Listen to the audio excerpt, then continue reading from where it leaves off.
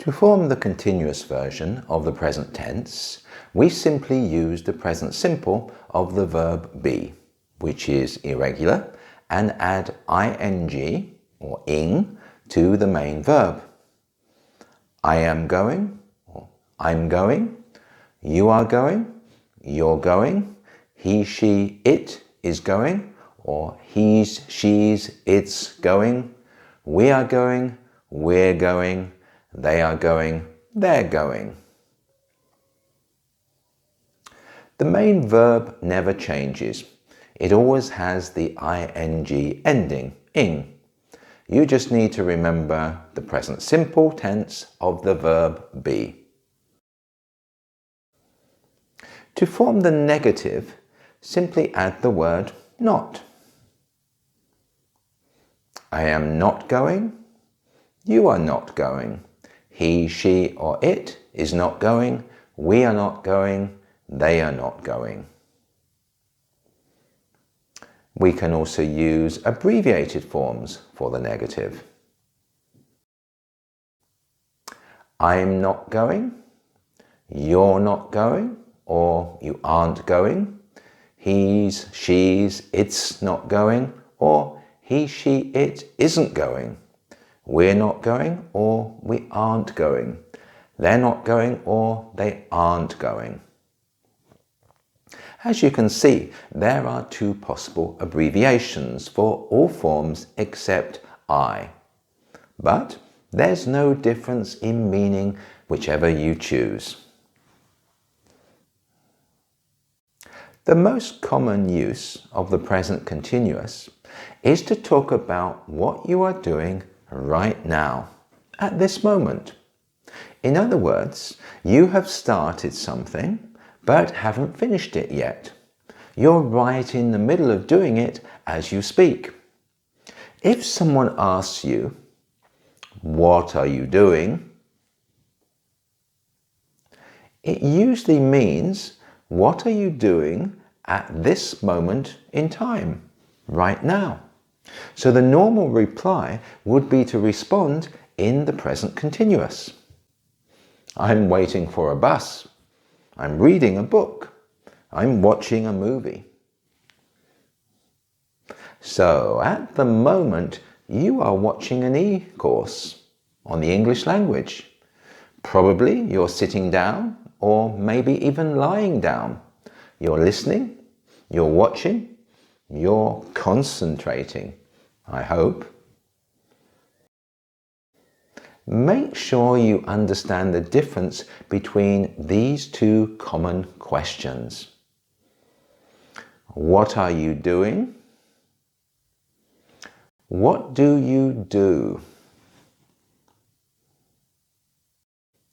The present continuous can also be used to describe an ongoing situation even though you're not actually doing it in this particular moment. It's something which is in progress over a period of time. You're learning English. This is true throughout the day. Even though I'm sure you're not spending your whole day, every moment studying. It's an ongoing action. It's in progress. But hopefully there will be an end to your studying. At some point you will reach your target, and then maybe you'll stop studying. Although many people say you never stop learning. My son lives in Beijing, China. My daughter is living in London. So, why the different tenses? For my son, I use the present simple, lives, because it's a fact. He lives there. He has a permanent job there and he has a home there. As much as life can ever be considered permanent, it's a permanent, fixed situation for him. So I talk about it using the present simple, stating facts. It's true that my daughter lives in London, and so this is also a fact. However, there is a slight difference. It's possibly not a permanent situation. This is due to the reason why she is there. She is studying at university. University is not permanent. You normally study for 3 or 4 years and then you move on and start work. So my daughter is living in London because she is studying at university there. I don't consider this a permanent situation for her. Maybe she will decide to stay and get a job in London after graduating, but at the moment, who knows? Maybe she will move elsewhere, another city, another country even. Use of the continuous tense, therefore, suggests that the situation is temporary or likely to change. Given this, it would sound very odd in English to say, she studies at university. Because everybody knows that university is temporary, only a few years. So even if my daughter was asked the question, what do you do? Which is a question in the present simple tense, she would probably change the tense in her reply and using the present continuous say, I am studying at university.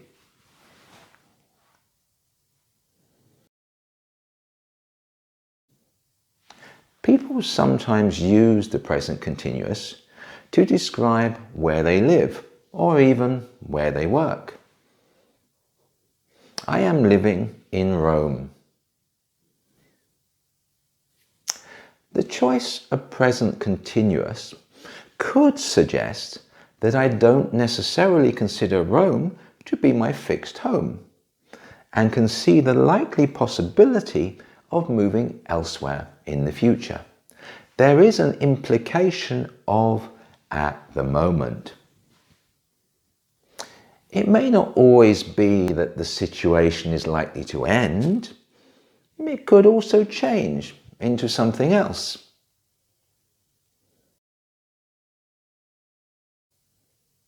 For instance, when talking about romantic relationships, we might use present continuous to emphasize the ongoing nature of the relationship.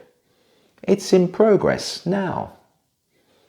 It could even sound presumptuous or strange to talk about it as something permanent, a fact, or maybe even a little insulting as routine. So if I talk about my new French girlfriend, I might say, I am going out with a French lady. Not, I go out with a French lady. Maybe the French lady will become my wife in the future. Maybe love is forever. But at present, it seems more appropriate to describe the relationship as an ongoing situation. But be careful. At a certain point, it could become more appropriate to use the present simple. I live with my wife or husband. Sounds more appropriate than saying, I am living with my wife or husband. Maybe your wife or husband might be offended at the suggestion that this is a possibly temporary situation or a situation likely to change. So the difference between a fact and an ongoing situation in progress can be subtle. You need to take a little care when deciding which one to use. Generally, we use present continuous to describe an ongoing situation which, although true, a fact, may finish or change in the foreseeable future. In other words, it could be temporary. Let's finish with a couple of examples to illustrate this. Present simple, he is lazy. Present continuous, he is being lazy. What's the difference in meaning between these two sentences? The first implies that it is a fact that he is lazy. In other words, he is always lazy. He is a lazy person. The second, using the present continuous, doesn't say anything about his general character. It merely says that at this moment he is being lazy. Maybe he's not normally a lazy person. Maybe he just doesn't feel like doing any work today. Maybe he's tired. He works hard. He is working hard. The first is a fact and means he always works hard. He is generally a hard-working person. The second, that he is working hard at this moment. But there is no indication of how he normally works. As a final point, I should mention that the present continuous can also be used to talk about future plans. Again, this is covered in detail in the course Talking About the Future, and so I won't go into too much detail about it here. Let me just give you a few examples of this. Next year, we are visiting my son in China. On Friday, I'm going to the cinema with my girlfriend. Tomorrow, I am having a meal with Jack. Often, but not always, when we use the present continuous to talk about future events, we add an expression of time. Next year, on Friday, tomorrow, to make it clear that we are talking about the future. Otherwise, there could be some confusion. It's worth noting that the present continuous is one of the most common ways of talking about the future in English, or at least talking about future plans.